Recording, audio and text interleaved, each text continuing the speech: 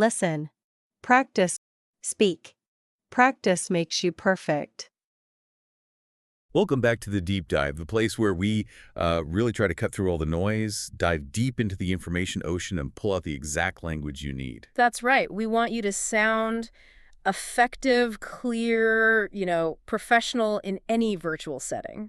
And today, we're tackling something huge. Remote communication.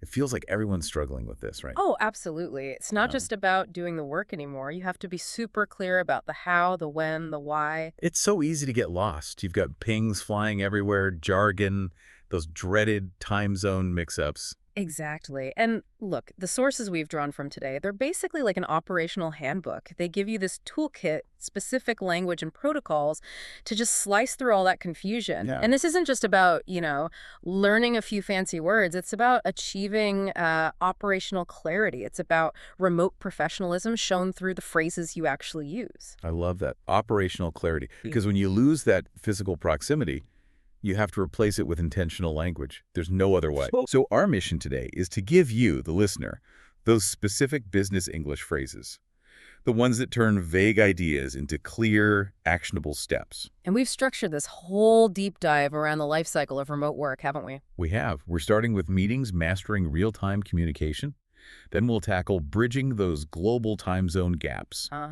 After that, it's project clarity, agile methods, documentation, then handling the tough stuff like technical problems and conflicts. And finally, we'll touch on the foundations: culture, wellness, security, all vital across distances. So, quite a journey. Definitely. Let's dive straight in with, arguably, the biggest pain point for many: the real-time meeting. The synchronous meeting. Yeah, definitely a source of frustration if not handled well. Totally. Often because they're just messy. No structure, no clear goals. Our sources really hammer home that fixing this starts with specific language right from the moment you schedule it. Absolutely. The whole theme here is respecting everyone's time. That's the core principle. So how does that translate into scheduling language? Well, first off, you cut the vague back and forth. Instead, use something direct and efficient, like this phrase. Let's sync calendars and book a short remote meeting before Thursday's review. Okay, let's break that down. Sync calendars, efficient action. Remote meeting sets the technical stage. But short meeting, that's key, isn't it? It's huge. It immediately signals you value their time. Yeah. You're not planning some rambling, endless discussion. It means focused, targeted conversation. Right. It sets an expectation of efficiency from the get-go. People might actually prepare if they know it's short and focused. Exactly. And speaking of preparation, that's the next crucial step before the meeting even starts. The sources emphasize using this phrase. Could you share the agenda in advance so tomorrow's virtual kickoff stays focused and brisk? Brisk, I like that word. It's not just focused. It implies pace, energy, decision-making. Precisely. Requesting a brisk kickoff signals professional intent. It pushes everyone to think about what really needs live discussion versus what could be an email. So asking for the agenda isn't being pushy. It's actually facilitating a better meeting for everyone. Correct. You're enabling focused contribution. People know what decisions they need to be ready to make. Okay, meeting scheduled, agenda sent. What about wrapping up and making sure things actually happen afterwards? Accountability. Critical step. The sources suggest ending with language that nails down who does what. Something like, can we allocate 5 minutes at the end for action items, confirming who owns each follow-up task? Confirming who owns. That explicit ownership is vital. Otherwise, things just drift, right? Yep. Everyone assumes someone else picked it up. Exactly. It makes the tacit explicit. You move from a vague next step to a clearly owned action item. Huge difference in outcome. Okay, so that's the setup and follow-through. Now let's get into the call itself. We hit join. What happens when things start to unravel? Often it's just noise. Yeah, audio hygiene, as we call it. It's non-negotiable for clear remote communication. You need a direct instruction. Like what? Please mute microphones when not speaking. It cuts background noise and keeps our dialogue crystal clear. And you build the why right into the request. It's not just etiquette. It's about protecting the quality of the conversation. Exactly. It's a professional courtesy that guarantees focus. Then there's the visual side. Cameras on or off. Always a debate. It is. Seeing faces definitely boosts engagement, helps read the room, reduces misunderstanding. But you can't just demand it. So how do you phrase it? You ask and explain the benefit. Is everyone okay turning on cameras? Seeing faces boosts engagement and reduces possible misunderstandings. It respects personal circumstances, but highlights the collaborative advantage. That makes sense. You need that visual cue for tone sometimes. You do. But interestingly, the sources also acknowledge the reality of Zoom fatigue. You can't be on all the time. Ah, so they suggest a balance. Yes, a strategic exception like camera optional Fridays. It creates a deliberate break, acknowledges the mental load, but maintains the general expectation for critical meetings. It's a kind of built-in organizational empathy. I like that. Setting healthy boundaries with language. Okay, but what about when tech inevitably fails? Bad connection, choppy audio. You need a pre-agreed fallback, a standard protocol everyone knows. The phrase here is technical but clear. If bandwidth drops suddenly, please switch off video first. That usually preserves audio quality for everyone. Prioritize the audio channel. Keep the conversation going even if the video feed dies. Smart. Stops that awful, can you hear me, can you hear me, loop. Precisely. And in bigger meetings, managing who speaks when is crucial, especially with potential audio lags. Right, people talking over each other. Nightmare. So you use the tools available. The phrase is, let's stagger speaking turns by using the raise hand icon. It leverages the tech to enforce a clear protocol, stopping the crosstalk. Using the platform's features to create order. Makes sense. What about quick agreements? You don't want 10 people saying, yep, agree. No, that wastes valuable time. Use digital signals, the sources recommend. Remember to signal agreement with a thumbs up emoji in chat. It saves us waiting for verbal confirmations. Instant consensus. Efficient. I see a theme here. Efficiency is definitely central. Which brings us to keeping the meeting itself on track, especially when discussions start to wander. The dreaded meeting drift. How do you use language to stop that? You signal the need for constraint. Ask the group, should we adopt time boxing? Limiting every discussion point to 10 minutes drives concise decisions and limits drift. Time boxing. Okay, so you're forcing focus by setting a time limit per topic. That would certainly sharpen the discussion. It really does. If you know you've only got 10 minutes to land a decision, you cut to the chase. No time for tangents. And what about capturing what's being decided in real time?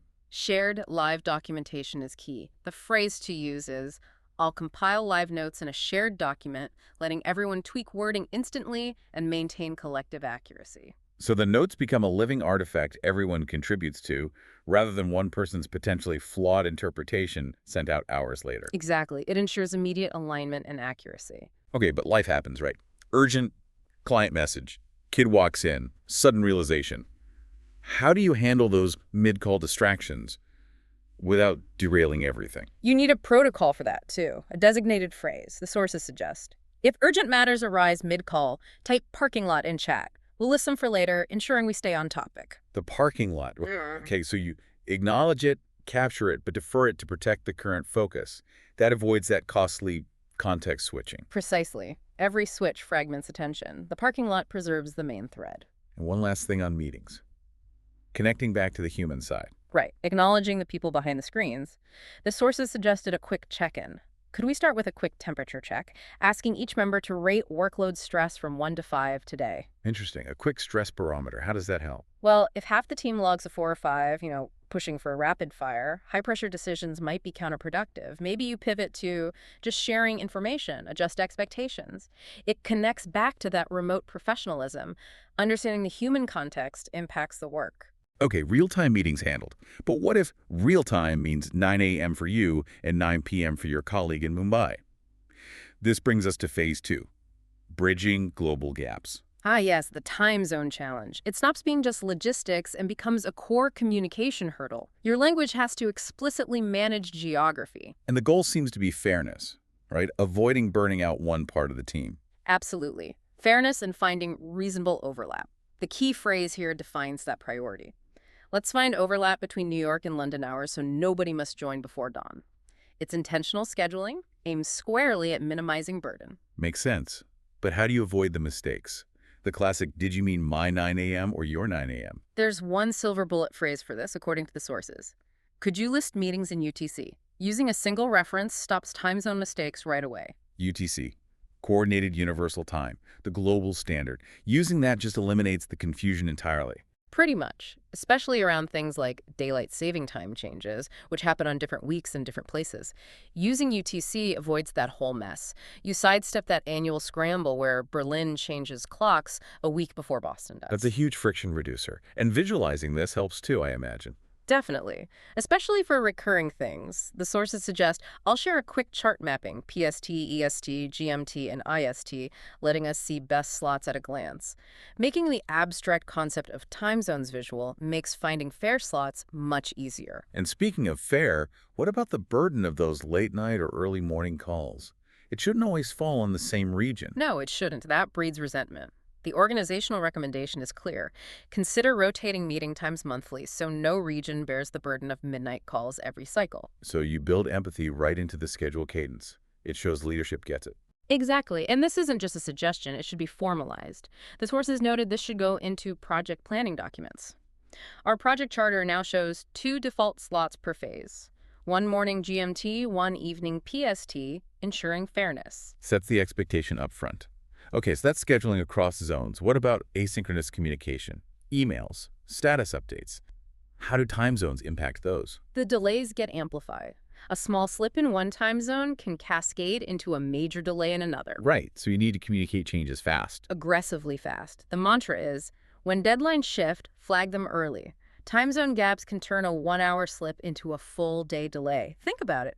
A 2-hour delay in New York might mean the team in Tokyo can't start their work until their next workday, losing potentially 20 hours. Ouch. Okay, and setting asynchronous deadlines needs precision too. Ultra precision and transparency. I love this example. Please send status notes by 1500 hours Japan Standard Time, giving our European partners daylight to respond thoughtfully. So you state the time and the reason. It explains the why, which makes people more likely to comply because it's logical. Precisely. It builds understanding. Now, what about real emergencies? When you need global support now, the email subject line becomes critical. You need context that cuts through time differences instantly. The phrase is, if urgent, mark email subject with your local date and time. Clarity speeds triage for global support. This helps the responder understand the timeline immediately. Good tip. What about just general chat, though, pinging people late at night? That's about respecting boundaries. The sources strongly caution against it. Kindly avoid sending chat pings outside core hours. Asynchronous platforms capture messages without disruptions. Use email, use the team channel, but don't buzz someone's phone at 11 p.m. unless it's truly critical. Protect that work-life separation. Exactly. A quick ping seems harmless, but it pulls people out of their off time, increases stress. Okay, final point in this section. Data and dates.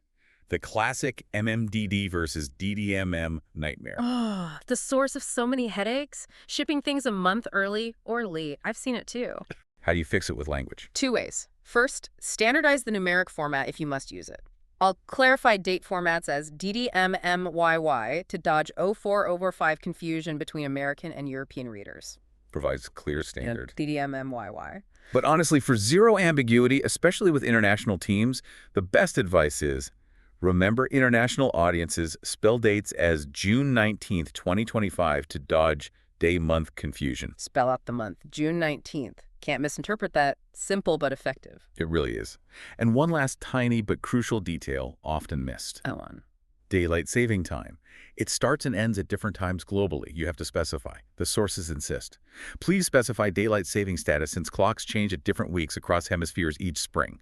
That small clarification can prevent weeks of scheduling pain, especially for big cross-hemisphere launches. Right, we've mastered meetings, navigated time zones. Now let's talk about getting the actual work done. Phase 3, project clarity and task execution. Remotely, you can't just see progress. Visibility is everything. It really is the new proximity, and the language of Agile, which many remote teams use, is inherently about making work visible and broken down.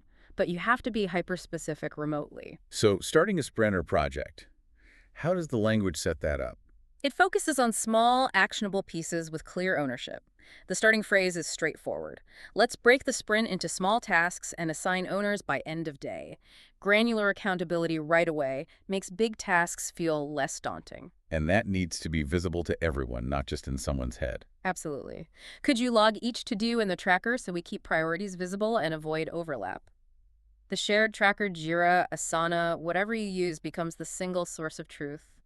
No guesswork. If something gets stuck, a blocker. You need an immediate visual danger signal, language like all tag blockers in red, letting the team spot issues quickly and jump in with fixes. Fast visual cue. No need for a long email explaining why things are halted. Makes sense. What about the language inside the task description itself? Does that matter? Hugely. Vague tasks get ignored. Use action verbs. Remember to use verbs like draft or review in task titles. Action words clarify next steps instantly. So instead of a task just called dashboard, it should be review dashboard mockup or draft dashboard user guide. Exactly. It tells you the action required. Much clearer, promotes flow. Okay. And you mentioned efficiency before. How does language help keep the flow of work efficient, preventing bottlenecks? Two key concepts came up. First, managing work in progress. Use language to propose a strategic choice. Should we set Kanban limits?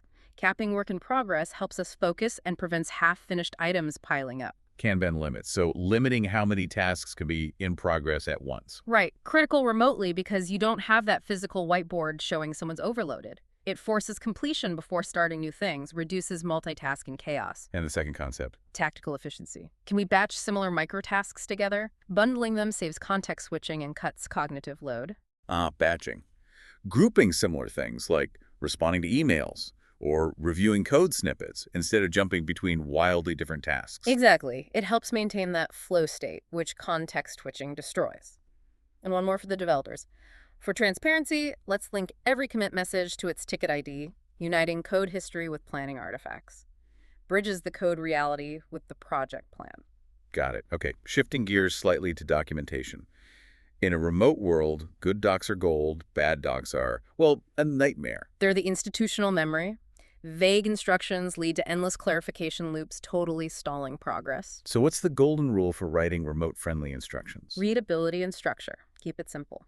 Write instructions in short sentences, an active voice that keeps them clear and avoids confusion. Especially important for global teams where English might be a second language. Avoid complex clauses, passive voice. Keep it direct. And structure. How does language help there? Use visual aids and clear steps. 2 recommendations. Could you include step numbers so readers can tick off progress without second-guessing the next move? Makes it followable, measurable. Like a checklist. Exactly. And second, I'll add screenshots beside each step, ensuring visual learners grasp the process faster than text alone. Cater to different learning styles. Reduce the need for questions. Good documentation needs to be accessible too, right? Especially for new people joining remotely. Absolutely critical. The language here is about avoiding exclusivity. Avoid jargon unless defined. Plain words welcome new hires and prevent endless clarifying follow-up emails. Jargon kills scalability and inclusivity. Define your terms or use plain English. What about technical docs specifically? Any tips there? Yes, formatting details matter hugely. Should we bold command names? Highlighting them helps coders copy exact syntax without typo risk. A tiny typo in a command can waste hours. Simple but smart. And for code examples, I'll embed code snippets in triple back ticks so formatting stays intact and no quotation marks vanish. Preserves the code's integrity, prevents frustrating copy-paste errors. And good docs should anticipate problems, shouldn't they? Yes, this was a key insight. Proactive support within the doc itself. You must include a troubleshooting section listing common errors and quick fixes. Brilliant. Empower users to self-solve. Reduces the support burden, especially across time zones when immediate help isn't available. Exactly. And docs aren't static, they need to evolve. How do you encourage that? Good question. Use language that invites ownership. Encourage feedback by adding an edit link. Evolving instructions stay relevant as tools and policies shift. Decentralize the upkeep. Keep the knowledge fresh. And you need to actively maintain them too, presumably. Yes, schedule it. We should review instructions quarterly, pruning outdated pieces and rewriting clumsy parts to enhance clarity. Documentation hygiene needs to be an intentional, regular activity. All right, phase 4. Navigating challenges. This is when things get tricky, providing updates, handling crises, dealing with disagreements. Here, language needs to be super concise, factual. No room for ambiguity when things are tough. Absolutely. Ambiguity is incredibly costly here. Let's start with simple status updates, like daily check-ins. Structure is everything. What's a good structure? The sources gave a perfect, crisp example. Yesterday, I fixed the login bug. Today, I'll refactor user flows, blocking issue none. Past, present, future blockers. Bam. Done. Instant clarity. Exactly. No interpretation needed. Now, what about when a risk pops up? Something worrying, but not yet a full-blown crisis. How do you communicate that without causing panic? You use language that provides context and outlines the next step, like this. Heads up, vendor API latency spiked. Monitoring continues while we draft fallback plan. Okay, so alert, heads up, the specific problem, API latency, immediate action monitoring, and mitigation plan, drafting fallback. Calm, measured, actionable. Precisely. It prompts preparation, not panic. This factual approach extends to visual dashboards, too. How so? Checking project status. Right. Instead of everyone writing long updates, use signals. The directive is, please react with the check mark if your area is green. Any amber tasks need comment explaining delay. Leveraging reactions again. Quick check for green, detailed explanation only needed for yellow or red. Efficient. Avoids paragraphs of all good here. Exactly. And anchor these updates in data, not feelings. Move from subjective to objective. Give me some examples of that metric-driven language. Sure, like weekly burn down shows we are ahead of plan by 7 story points, connect status directly to velocity, or more business-focused. Server cost rose 8% this month due to load tests, quantifies the impact. What about higher-level goals, like OKRs? Same principle. Our OKR tracker indicates objective A is 60% met, key result 2 lags due to supplier delays. States the progress factually and includes the reason for any lag.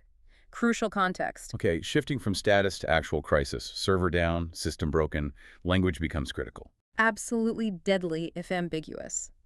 Diagnosis starts with confirming the scope. Ask, I'm seeing a 500 error on login. Is anyone else experiencing the same server glitch? Is it just me, or is it systemic? First step. Understand the blast radius. Then what? Immediate action. Stabilize first. Use language pointing to quick fixes or containment. Please clear cache and retry, the simple stuff. Or, more seriously, I'll roll back the deployment to previous stable build while we debug the misconfigured environment variable. Phrases of rapid response. Minimize the damage while you figure out the root cause. Exactly. And for root cause analysis, you need evidence, not vague descriptions like, it's broken. So what's the phrase to get the hard data? You ask for the specific artifact. Could you paste the full stack trace so we can pinpoint which module throws the mil reference? The stack trace is the map to the error. It pinpoints the exact failure point. No guesswork. Essential for engineers. And once the fire is out, close the loop. Learn from it. Postmortem meetings scheduled tomorrow. We'll map timeline, identify gaps, and assign preventive actions. Ensure the fix leads to long-term prevention. good. Okay, hardest part maybe. Conflict resolution. Tone gets lost in text, misunderstandings flare up. How does language help here remotely? It's tricky, but the sources give clear protocols. Start with neutrality. Describe issues objectively, avoiding blame and focusing on observable facts first. So instead of you missed the deadline, say, I see the report was due Tuesday but wasn't submitted. Can we talk about what happened? Focus on the observable fact. Precisely. Anchor it in reality, not accusation. Then, active listening is even more vital without body language. You have to show you're listening. How? Verbalize your understanding. Use this phrase. Could you restate the other person's position to show understanding before rebuttal? Confirm alignment. Show respect before you disagree. Diffuses defensiveness. Where you have the conversation matters too, right? Public Slack channel probably isn't the place for tough feedback. Definitely not. Schedule private chats initially. Public arenas can escalate tensions rapidly. Protect the relationship. Minimize collateral damage to team morale. Keep sensitive stuff private. And the language should be collaborative, not combative. Always. Use we, language emphasizing collaboration rather than combative stances. It's how can we solve this, not here's why you're wrong. Sometimes, though, things get too heated. What then? The professional move is often to pause. Use language for de-escalation. Could we pause heated debates and revisit after cooling off? Protecting relationships over being right. Prioritize the long-term team health. Smart. And finally, acknowledging feelings. Crucial first step, even if you disagree with the facts. Validate emotions first, then pivot to solution brainstorming for balanced dialogue, saying, I understand why that delay was frustrating for you, opens the door to problem solving, whereas just jumping to solutions can feel dismissive. Okay, we've covered operations, projects, problems. Now for the bedrock. Phase 5, remote culture, wellness, and security. Without this foundation, none of the other stuff is sustainable, is it? Not at all. Especially psychological safety. Remotely, you have to be so much more intentional about building trust and connection because there's no shared physical space, no water cooler moments. So how can language help build that culture right from the start of a call? Simple techniques work well. The sources suggest start meetings with 2-word moods. 2-word moods like Tired, focused, or excited, caffeinated. Just a quick human check-in. It sparks light conversation, helps people gauge the room's energy before diving into business. I like that. Humanizes the scream. What about inclusive language? Absolutely vital for belonging. Simple shifts make a difference. Use inclusive language like team instead of guys. seems small, but signals respect globally, and also explicitly acknowledging cultural holidays openly, recognizing and respecting time off or celebrations for colleagues around the world. Builds that sense of a truly global, respectful team. Okay, feedback. We touched on conflict, but what about general constructive feedback remotely? Finesse is required, the golden rule. Provide candid feedback privately first, praising publicly later. Build people up in public, correct in private. Makes sense. But how do you deliver that private feedback without triggering defensiveness? Tone is so hard in text. There's a fantastic phrase for this. Use "I noticed" phrasing to describe behavior neutrally and reduce defensive reactions. I noticed. How does that work? Instead of a judgment like "you were late with the report," you use a neutral observation. "I noticed the report arrived 4 hours past the deadline and the impact was X." It separates the observation from blame, gives the person space to respond constructively. That's really useful. Okay, beyond feedback, how do you actively build community and fun remotely? Structured social interaction helps replace spontaneous office chat. The sources had great ideas, phrased as actions. Organize virtual coffee roulette, randomly pairing colleagues for informal 15-minute chats weekly, simulates those chance encounters. Coffee roulette, love it. Well, What else? More structured stuff, too. Plan quarterly online escape rooms for team building through non-work problem solving, or simpler things. Celebrate work anniversaries virtually with digital cards or short videos. Intentional recognition. Intentionality again. Okay, switching to wellness. The always-on culture is a real risk remotely. How does language help set boundaries? It starts with physical health prompts. Since we're more sedentary, schedule posture checks, hourly reminders for micro stretches, and the classic eye strain advice. Practice 20-20-20 rule. Look 20 feet away for 20 seconds every 20 minutes. Good reminders. But the digital boundaries feel even more critical. They are. The language needs to be firm. Log off at agreed hours. Sustained overwork kills productivity and leads to burnout, period.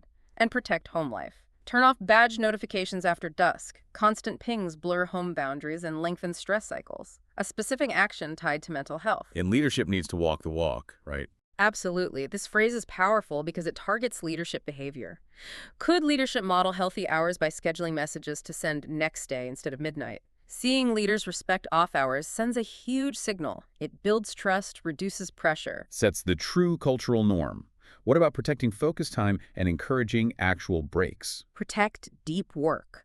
Could we implement meeting-free Wednesdays, guaranteeing long, uninterrupted maker blocks? Guard that focus time fiercely and encourage rest. Set quarterly recharge days, encouraging complete sign-offs and preventing vacation accrued yet unused. Frame rest as a strategic need, not a luxury. Recharge days. Nice. Okay, last pillar, security. No IT guy walking past your desk reminding you to lock your screen. Language has to mandate good habits. Yes, it needs to be clear, action-oriented, non-negotiable stuff. Start with access. Enable multi-factor authentication today and password hygiene. Use unique passwords per service. The sources stressed how reuse just multiplies breach damage exponentially. Basic but critical. What about physical security of devices? Simple, clear instructions. Lock screens when stepping away. Sounds obvious, but needs to be said. And device protection. Encrypt local drives on laptops. Protects data if a device is lost or stolen, a bigger risk with distributed teams. And keeping systems safe. Proactive defense. Constant vigilance.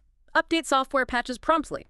Known exploits and old software are easy targets. And for working outside the office network, use corporate VPN on public Wi-Fi.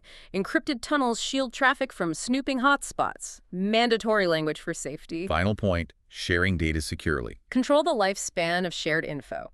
When sharing docs externally, set expiration dates. Temporary links self-destruct, reducing lingering exposure. Intentional language about managing access over time. #outro. Wow. Okay, we covered a lot of ground there. From meeting structure and time zones all the way to security protocols and virtual coffee. It really did. And the sheer range of phrases we discussed just highlights, doesn't it, that remote communication is way more complex than just knowing the words. It's about defining these operational protocols through specific language. That is the absolute core takeaway. The common thread in every single phrase, whether it's mute microphones, use UTC, I noticed, or enable MFA, is intentionality. Intentionality. Say more about that. Well, in a traditional office, so many protocols were just assumed, unspoken. You learn them by observing.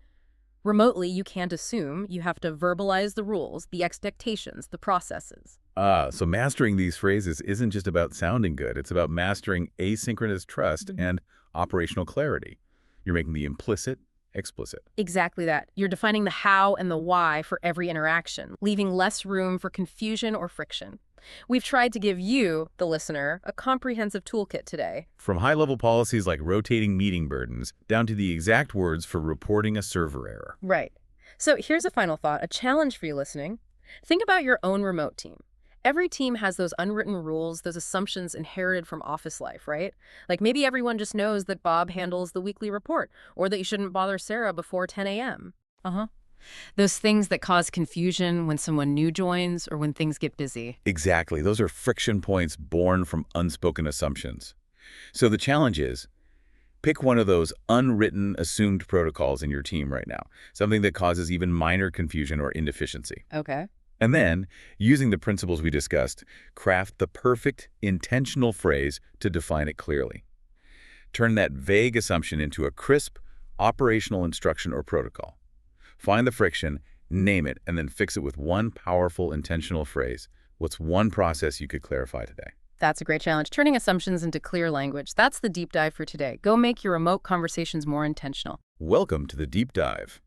We take complex information, like this really comprehensive set of guidelines on remote work effectiveness, and turn it into, well, clear, actionable insights for you. Yeah, exactly. Today's mission is super practical. We're basically translating the whole complexity of remote collaboration, managing global teams, into a set of really powerful, essential business English phrases. That's right. These are the phrases, the linguistic shortcuts, really, that can make the difference between chaos and precision in your distributed setup.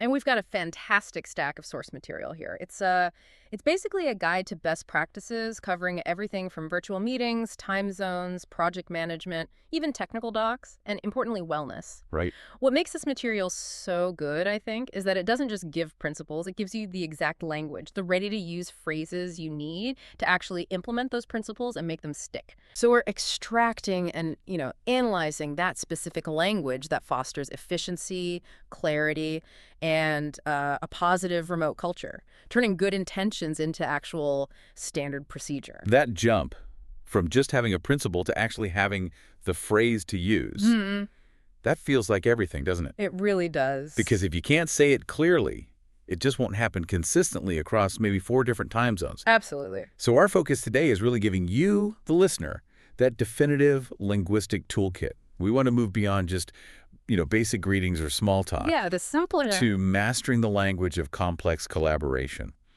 making sure you have the exact words you need to lead effectively, communicate clearly, and maintain cultural respect in, well, any remote environment. Okay, let's unpack this first section then. Virtual meetings. I mean, they're the core engine of remote work, aren't they? Undeniably. But wow, they're often the biggest friction point too. They can feel clunky, way too long, sometimes just completely disorganized. Oh, definitely. We've all been there. So what are the key phrases, the specific language that helps us schedule and run them so they're actually brisk and, respect everyone's time? Well, it starts even before the meeting with proactive scheduling. Because an efficient meeting, it really begins long before anyone clicks that join link. Right. You have to set the expectation of brevity right from the start. You need to combat what the sources call meeting creep. Meeting creep, I like that. Yeah. And the phrase they give us is, let's sync calendars and book a short remote meeting before Thursday's review. Ah, okay. The key word there is short. Exactly. Notice that embedded word short. By explicitly using it, you're signaling, I respect your time, the session is focused, it's not some sprawling open-ended chat. It acts like an immediate filter for efficiency. That's a great example. It's like the language itself becomes a cultural signal, doesn't it? It does. If you consistently use that phrase, then the expectation for focused meetings just gets baked into how the team works. Absolutely. But even a short meeting can drift if the prep isn't right. So we need language around preparation to keep that focus, which brings us to controlling the agenda. The agenda. Yeah, the guardrail. It is the guardrail against scope creep within the meeting itself. So you proactively ask, could you share the agenda in advance so tomorrow's virtual kickoff stays focused and brisk? Okay. Again, emphasizing focused and brisk. Yes. It underlines that commitment to efficiency. It means everyone arrives prepared, ready to hit specific numbered points. It gets rid of that awkward, so what are we here to talk about today?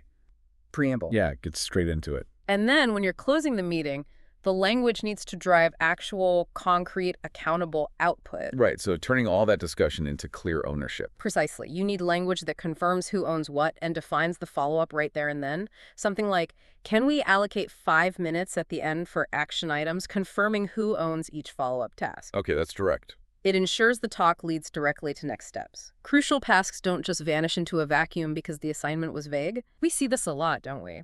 Remote teams struggle when action items are listed, but nobody's name is explicitly next to it. This phrase gets rid of that risk. Okay, so moving into the meeting itself, technical etiquette. This is huge. I think everyone's experienced the awful feedback loop or the barking dog or... Oh, the background noise, yeah. What are the non-negotiable phrases here? The ones that just demand silence when needed? Well, the simple, powerful reminder is just absolutely essential for synchronous calls. Please mute microphones when not speaking. Full stop. Say it. Just say it. It cuts background noise and keeps our dialogue crystal clear. But beyond just silence, we also need to foster engagement, connection. And that often requires visibility, which, as you know, can be a sticking point for some remote workers. Yeah, the camera's on debate. Exactly. So you need to phrase the request carefully. Frame it as an aid to communication, not like some surveillance requirement. Something like, is everyone okay turning on cameras? Seeing faces boosts engagement and reduces possible misunderstandings. That framing feels critical.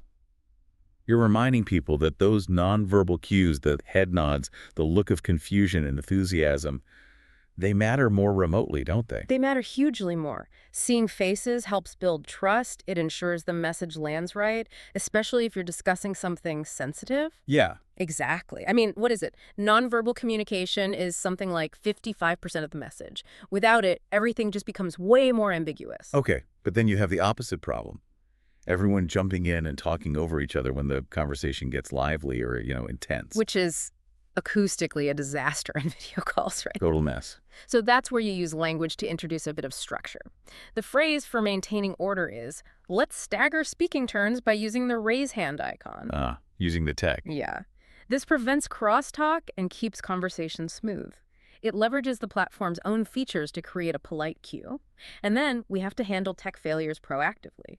The bandwidth contingency phrase is vital, especially for global teams or folks with less stable connections. What's the phrase? If bandwidth drops suddenly, please switch off video first. That usually preserves audio quality for everyone. Okay. Simple, actionable. It's a quick, universally understood fix. Everyone can do it without grinding the whole meeting to a halt. I want to zero in on those tactics for driving decisions and capturing things instantly during the meeting.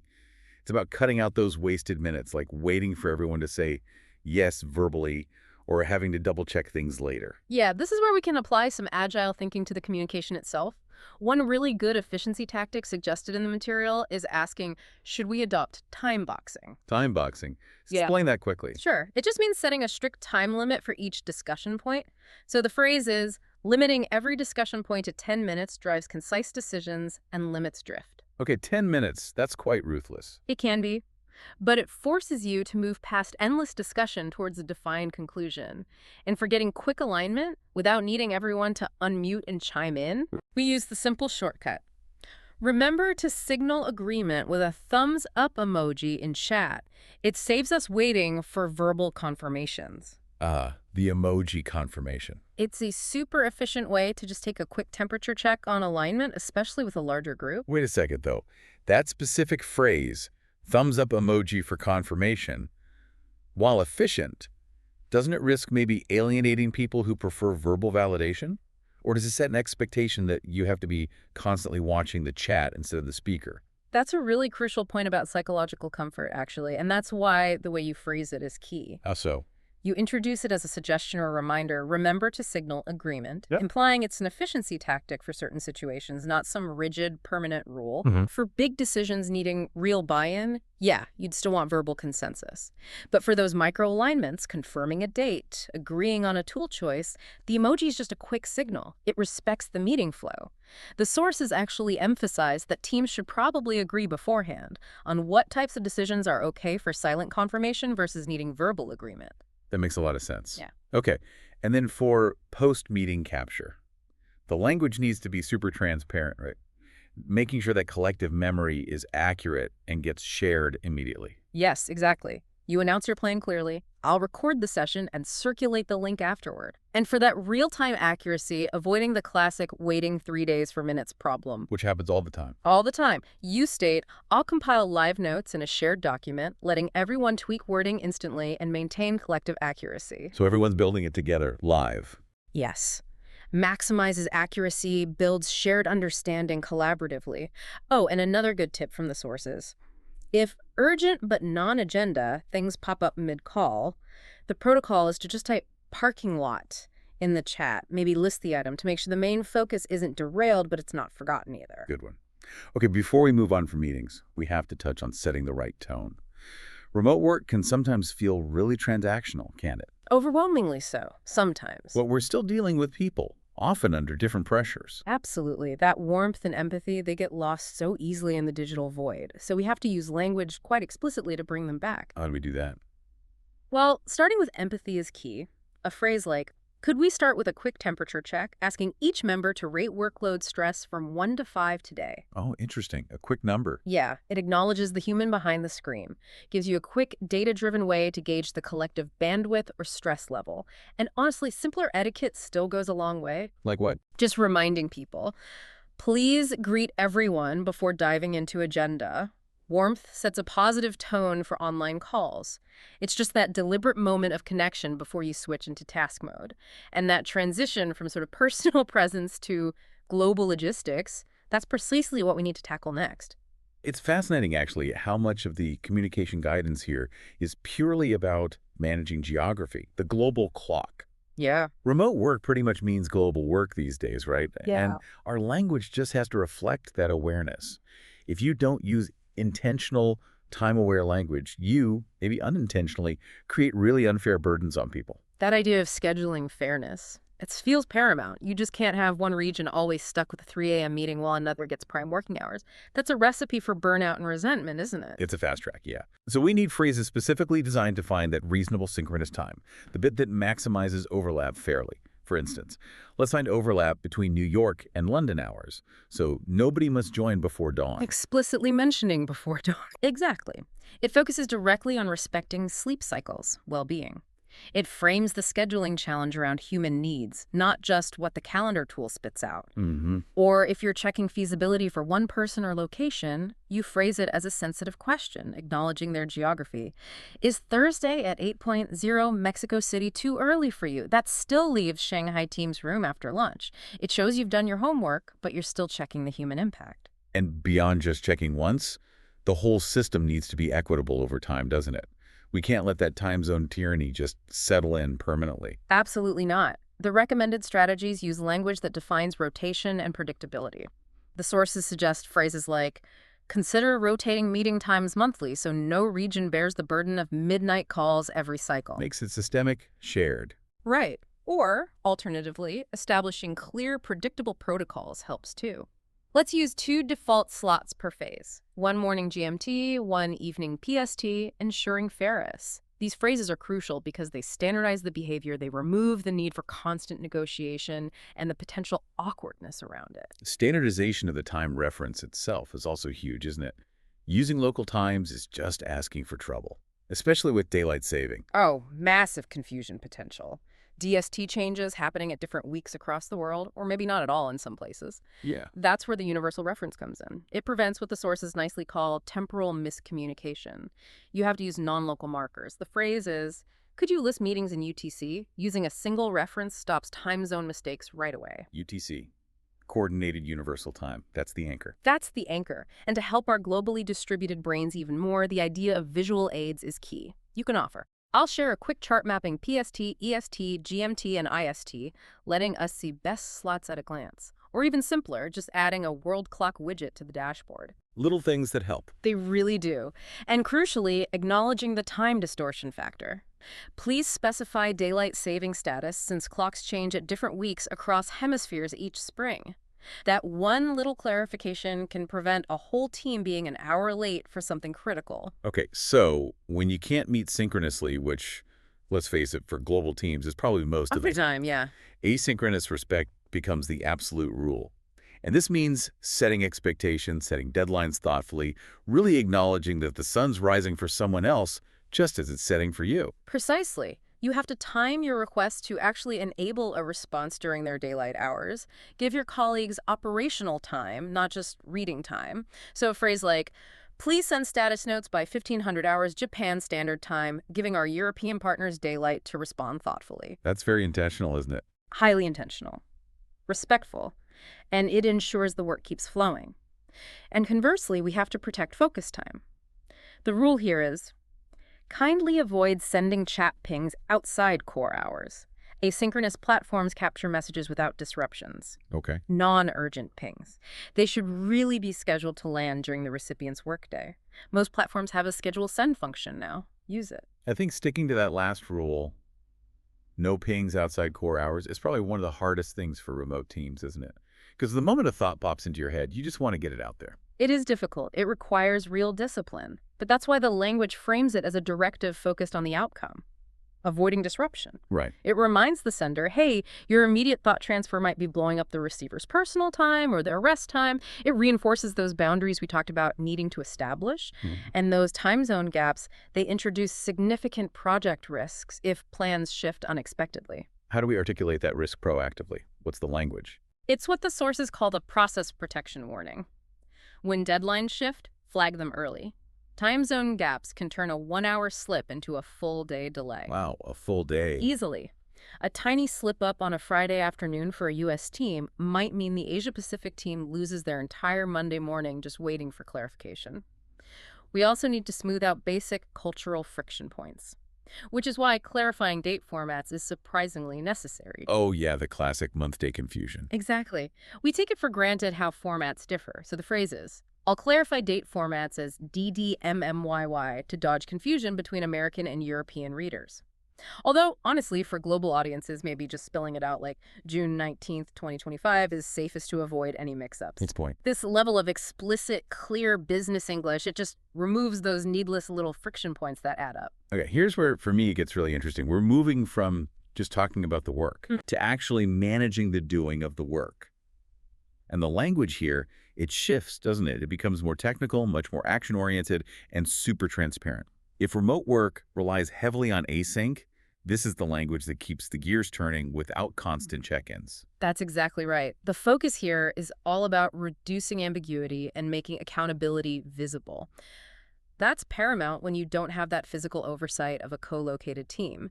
So we start with task definition. You just can't afford to waste time debating what a task actually means. Right.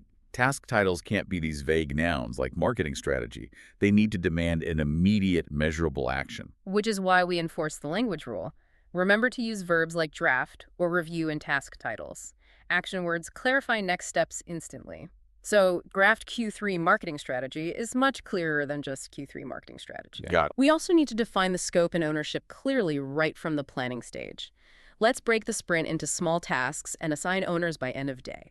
And for tracking, the language focuses on visibility and making sure there's a single, clear owner. Could you log each to-do in the tracker so we keep priorities visible and avoid overlap? And defining done. That feels like another key piece of language that stops half-finished or ambiguous work from just slipping through. In a remote world, done has to be crystal clear, doesn't it? Totally unambiguous. We define success up front using specific, measurable criteria. The phrase is, I'll add acceptance criteria in bullet form detailing what success looks like before we mark tasks done.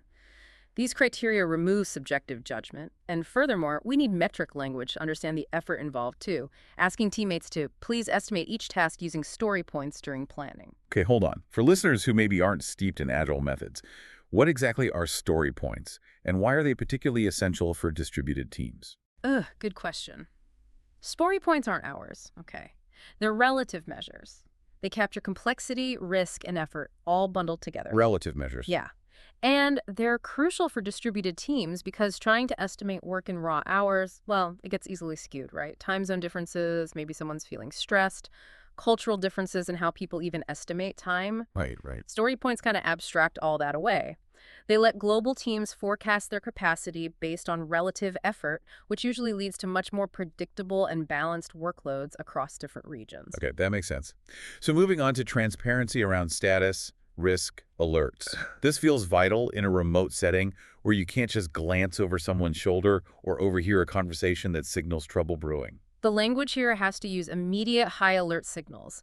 The sources really stress using visual cues like color coding to signal urgency instantly. All tag blockers in red, letting the team spot issues quickly and jump in with fixes. Red means stop, basically. Pretty much. And for proactive reporting, we use specific alert language that manages expectations effectively. Heads up, vendor API latency spiked. Monitoring continues while we draft fallback plan. See how that signals issue identified, action underway, potential impact noted? Yeah, very clear. These are critical phrases. They signal a shift from routine updates to transparent incident management, keeping everyone aligned on what's happening and the potential impact. And data-driven reporting also needs those concise metrics phrases that actually translate progress clearly. Yeah, we need quantitative language, like, my task on dashboard redesign is 75% done, final polish will finish by Thursday morning. See? Specific percentage, hard deadline. Or for team-level progress, celebrating momentum with phrases like, weekly burn-down shows we are ahead of plan by 7 story points. Conversely, we have to address risk directly, immediately, and outline the options clearly. Current risk data migration could exceed weekend window. Options include parallel cut or phased swap. Laying out the choices. Exactly. And the main operational takeaway here, maybe the mantra, should be, if priorities change, update the board labels immediately. Stale data misguides reviewers and slows delivery. Stale data. It's arguably the biggest productivity killer in remote work, so the language has to constantly reinforce data hygiene. Okay, efficiency isn't just about raw speed, is it? It's also about smart workflow optimization. And I see phrases here designed to help teams focus, avoid that trap of constant context switching. Yes, absolutely. This brings us to limiting work-in-progress WIP, which, again, needs intentional language to enforce those limits. Should we set Kanban limits? The Kanban limits.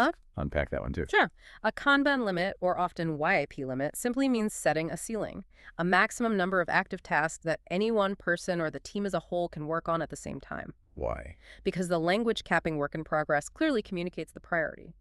Finish what you started before pulling new work. It forces the team to swarm on bottlenecks, resolve issues together, instead of everyone just juggling 10 half-finished things inefficiently.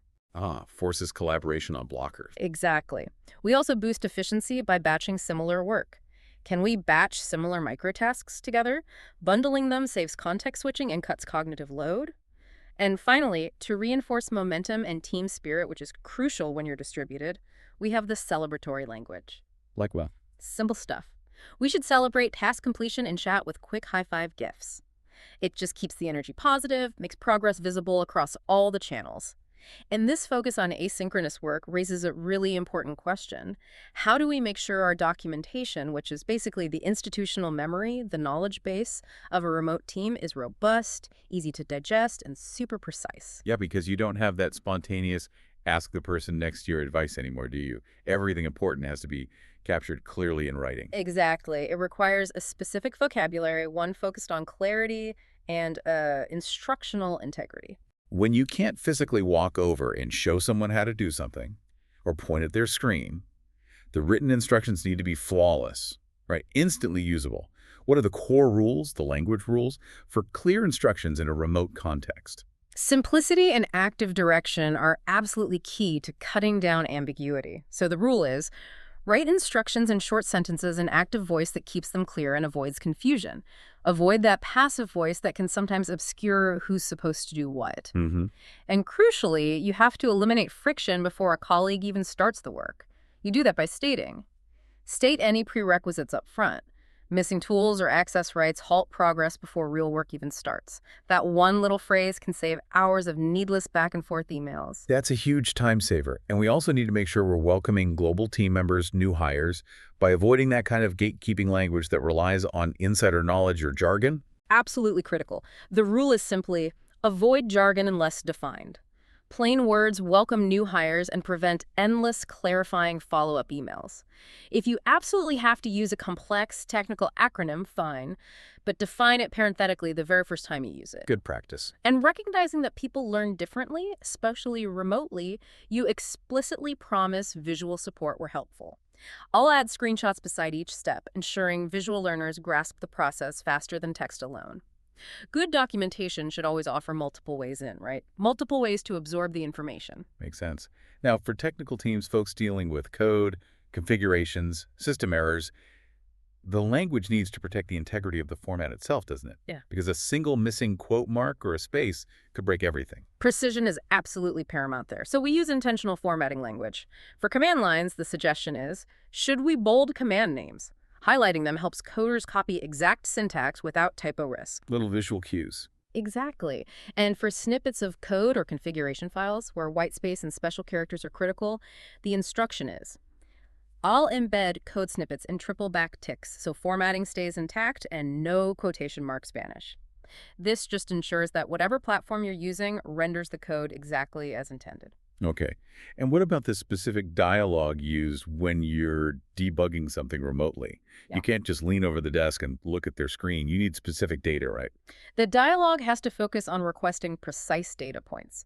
So when you need details about, say, an application crash, you ask specifically, could you paste the full stack trace so we can pinpoint which module throws the null reference? Okay, can you quickly define stack trace for our listeners who might not be developers? Oh, sure. Yeah. A stack trace is essentially a detailed log, like a breadcrumb trail. It shows the exact sequence of function calls, the steps the program took that led up to an error occurring. Ah, It's vital info for a programmer because it tells them exactly where things went wrong in the execution flow. Requesting it immediately speeds up debugging like tenfold. got it. And when you're suggesting a common fix, you offer a troubleshooting phrase that guides self-service, empowers them to try something first. Please clear cache and retry. Corrupted local data often triggers this type of authentication failure. Finally, when sharing links, add context. Use language that speeds up their decision on whether to click. When giving links, note whether they open docs, videos, or issues. Context speeds clicking decisions. Nobody wants to waste time clicking a link that opens some massive PDF if they just needed a short troubleshooting guide. So true. Okay, finally, under documentation, we need specific language for organization and data security over the long haul. Yes, for organization, making things findable later, systematic naming is key. Name files systematically, project date version so surface correct drafts quickly, just removes all ambiguity about which version is the current one. Simple but effective. For maintenance, which actually directly impacts sync performance across everyone's devices, you have to advocate for cleanup. Archive obsolete folders annually, clearing clutter and improving sync performance across devices. It's necessary digital housekeeping. Yep. And for security, especially when sharing files outside the team or maybe just temporarily, the language needs to be protective. Enable link expiry on public shares, safeguarding confidential materials after project end. This ensures that even if a link somehow gets shared inappropriately down the line, the data eventually becomes inaccessible automatically. Okay, remote work. It isn't just about tasks and documents and code, is it? Fundamentally, it's about people. Absolutely. So arguably, the most important phrases are the ones that actively build that sense of community, reinforce connection, and really guard against the massive, often hidden, risk of burnout in distributed teams. Yeah, wellness is intrinsically linked to sustained output quality in remote work. It's not just a nice to have, since those physical boundaries between work and life are often gone. Completely blurred sometimes. Completely blurred. We need to use language that explicitly models and protects the digital and temporal boundaries. So how do leaders, in particular, use language to model these healthy boundaries? To make them an expectation, not just a suggestion that gets ignored? Well, they enforce the rule by stating the why. Log off at agreed hours. Sustained overwork erodes focus and eventually harms output quality. See how it frames logging off not as laziness, but as a requirement for quality work. Connects it to performance. Exactly. They also normalize taking breaks by asking, could you block calendar space for breaks, signaling that short walks are valued, not ignored. It legitimizes non-work time during the workday. And crucially, leadership has to walk the talk. Could leadership model healthy hours by scheduling messages to send next day instead of midnight? Ooh, that's a big one. It's huge. When a manager uses schedule send to deliver a message at 8 a.m. instead of hitting send at 10 p.m., that action, enabled by that thought process, speaks volumes about the expected work rhythm. It sets the tone powerfully. That digital hygiene piece feels so important, stopping the constant bleed of work into home life via the device in your pocket. It is. And the phrase is a prescriptive directive about managing those interruptions. Turn off badge notifications after dusk. Constant pings blur home boundaries and lengthen stress cycles. And when the pressure is genuinely on, we need language that creates a safety valve. Language that makes vulnerability an operational strength, not a weakness. How do you phrase that? If workload spikes, request help early. Hiding strain risks errors and undermines mental health goals. This reframes asking for help as an operational requirement for maintaining quality and well-being, not as a sign of personal failure. That's how you build psychological safety. I have to pause here, though. Implementing that log off at agreed hours rule, that's one thing. But genuinely sticking to it, especially when you know your global teammates are just starting their day, that takes incredible discipline, doesn't it? How do you use language to sustain that cultural change long term? That's a great point. You sustain it by celebrating it. And by consistently modeling it, like we said, the language becomes reinforcing. Thank you for logging off on time yesterday. That sets a great example for the team. Or maybe in a team retro, how are we doing collectively at respecting shutdown times? Making it visible, making it valued. Exactly. You make the boundary non-negotiable, but also connect it explicitly to the collective good, to sustainability. It requires daily intentional reinforcement through language. Okay. Moving to feedback. Essential for growth, obviously, but so easily misinterpreted when it's just text on a screen. Yeah. How do we use language to ensure it's constructive dialogue focused on the behavior, not attacking the person? Yeah, the goal is neutrality to reduce those defensive reactions, Right. which just get amplified when you can't see the speaker's face or hear their tone accurately. Right. So the suggestion is use I notice phrasing to describe behavior neutrally and reduce defensive reactions. For instance, saying, I noticed the report was delayed by an hour is very different from, you delivered the report late. See the difference? Yeah, much less accusatory. Exactly. And when you're delivering feedback, ensure balance. Could we balance positives and growth items, framing improvement without overshadowing wins? And crucially, respect autonomy first. Ask for permission before giving advice. Honoring autonomy and readiness to absorb input ensures the person is actually ready to listen. You don't just dive in. What if conflict arises? Text-based arguments are notoriously volatile. The language needs to de-escalate immediately. And de-escalation starts with getting it out of the public channel. Schedule private chats initially. Public arenas can escalate tensions rapidly. Take it offline or into a direct message or call. If things get heated, even there, use the pause phrase. Could we pause heated debates and revisit after cooling off? This prioritizes the long-term working relationship over the immediate need to win the argument. And when you're on the receiving end of input, active listening is demanded. Practice active listening. Paraphrase, not emojis, showing you value the speaker's viewpoint genuinely. Paraphrasing forces your brain to actually process what they said and proves you understood. Okay, finally in this section, how do we intentionally use language to build that connection, that inclusion, when teammates might never actually share a physical coffee machine or water cooler? We have to kind of manufacture the serendipity, don't we? We absolutely do. We use structured phrases to deliberately encourage informal socializing. Organize virtual coffee roulette, randomly pairing colleagues for informal 15-minute chats weekly. This deliberately engineers the kind of spontaneous interaction that remote teams naturally miss out on. Creates those weak ties. Exactly. We also need visible appreciation. That's why you launch a kudos wall in chat, pinning gratitude messages that ripple motivation across channels. Visible public appreciation is gold for remote morale. And inclusion has to be baked into everyday speech and processes too. Absolutely. The simple phrase, use inclusive language like team instead of guys, fostering belonging in distributed environments. It seems small, but it's foundational. And for onboarding, use specific language to lower anxiety for new hires. Provide glossary of acronyms. Corporate shorthand can overwhelm fresh eyes on day one. Yeah, it takes the pressure off them asking, what does that mean?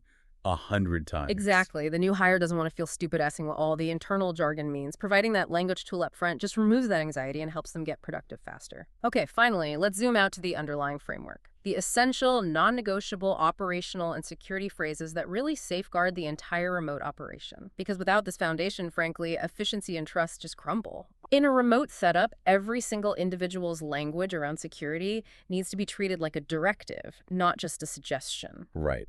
Let's start with security then, the phrases that demand immediate action to protect the organization, protect its data across this huge variety of home office setups. These are definitely directives. The most critical one is probably enable multi-factor authentication today. Extra codes block most credential theft attempts instantly. Okay, unpack multi-factor authentication, or MFA again, quickly. And why is that today directive so absolute, so non-negotiable for remote folks? Sure. MFA just means you need 2 or more ways to verify who you are to log into something.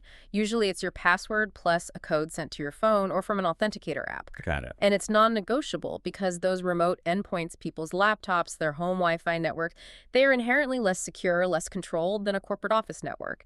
MFA is the single easiest, most effective way to defeat the vast majority of phishing attacks, password theft attempts. So the language has to be forceful and immediate today, not next week. Okay, makes sense. Secondly, physical device protection is key. Simple phrases like encrypt local drives on laptops and the really basic non-negotiable action, lock screens when stepping away. This is just fundamental physical security language for remote work. And managing access, right. Limiting the potential damage if something does go wrong seems just as important. Absolutely. We need to proactively limit risk using policy language. A phrase like, could we adopt least privilege access, granting minimum rights limits fall out if an account is hijacked? Okay, least privilege access. Elaborate on what that means for our listener. Yeah, it simply means a user, any employee, is granted only the minimum access rights they absolutely need to perform their specific job function and nothing more. So if a writer doesn't need database access, They don't get it, period. This is crucial in remote work because if, say, that writer's account is compromised through a phishing attack, the amount of damage the attacker can do is severely limited because the writer only had minimal access rights in the first place. It contains the potential fallout immediately. We also need to stress constant vigilance through language. Report suspicious pop-ups immediately. Early alerts help IT neutralize malware before it spreads. Everyone's part of the defense. Okay, now on the productivity side, the mindset shifts from just, doing the work to structuring your time much more intentionally. What phrases define this push for deep, uninterrupted work? Well, we can employ simple time management rules, like the 2-minute rule. If a task takes less than 2 minutes, execute immediately. This stops those tiny distracting tasks from cluttering up your mind and your to-do list, which is a major time sink when context switching is already so taxing remotely. Good rule. And to protect that deep work time, the stuff needed for real creative output, complex problem solving, we use commitment language to carve out protected time. Could we implement meeting-free Wednesdays, guaranteeing long, uninterrupted maker blocks? That meeting-free Wednesday phrase is fantastic, isn't it? Because it takes something that might just be an individual preference and turns it into a collective, organizational commitment to focus. It creates institutional focus time. Exactly. And we also have to actively minimize the constant stream of digital noise. That's digital silence language. Disable non-essential push alerts. Silent mode nurtures deeper concentration cycles. Be ruthless with notifications. And finally, we really need to connect physical well-being back to output quality, using simple, actionable health phrases that integrate right into the daily rhythm. Schedule posture checks hourly, micro-stretching combat stiffness from long chair sessions. This just reminds the distributed workforce that sustained productivity isn't just mental, it's physical too. #tag outro. Wow, that was an incredible, really detailed list of essential business English phrases, wasn't it? Yeah. We went all the way from just scheduling a simple call to basically designing a whole global, secure, and importantly, empathetic communication system. Yeah. All driven by using specific, intentional language and, crucially, having the discipline to use it consistently. I think the common thread across absolutely all these phrases, whether we were talking security protocols or time zones or cultural boundaries, is radical intentionality. Intentionality, yeah. In a remote world, you just can't rely on osmosis, or casual proximity or physical presence to get expectations across. You have to explicitly name the desired behavior, whether that's respecting a time zone difference or asking for a stacked trace. Clarity isn't just being polite. It's actually the highest form of professional efficiency, isn't it? I think so. It ensures that distributed teams can move at speed and stay aligned, despite the geography separating them.